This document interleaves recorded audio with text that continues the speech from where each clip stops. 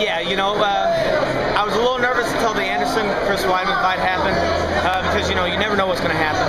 If he wins, if Anderson wins, the super fight still happen. So he sort of helped me out, and now it's actually going to happen. I can't wait, man. I'm so excited.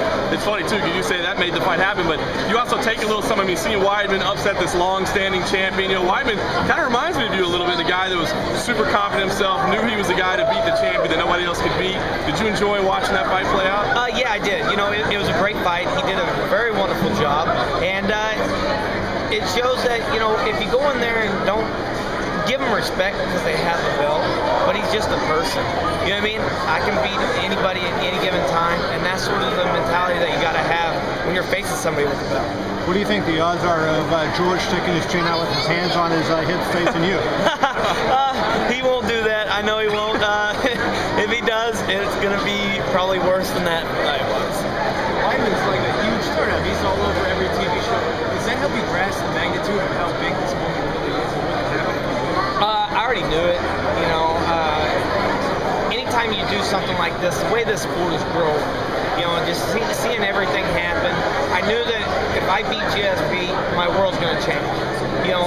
And I made corrections to my life for that. And I'm already putting them in place to make myself better, and also, really to enjoy it. Don't take anything for granted. Enjoy every moment of it, because when it comes and goes, it's going to go. Johnny, what do you see about his striking since the first Matt Serra fight where he got knocked out? Nobody's really landed a big, clean shot on him. What has he done with his striking game that he's eliminated those big shots? He loses his jab. He's got a 76-inch reach. Whenever he actually does jab, if you watch him, he'll lean in about 3 to 4 inches. In those 3 or 4 inches, you think you can swing back. You end up missing. Then what happens, you get flustered and you start reaching. As soon as you start reaching, he starts going underneath. So you got to really know that he's using his reach very well. And the way you got to counter that is to slip jabs, parry jabs. There's a lot of other things that you can do to close the distance. And plus, I'm known for closing the distance fairly easy. The good Lord blessed me with a lot of power in these legs, and I can use that to close the distance.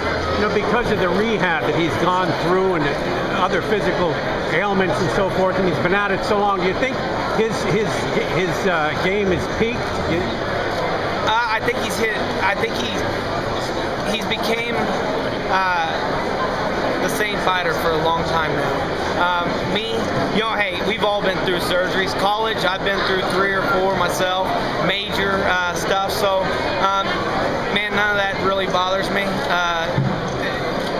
Each fight presents its own challenges, right?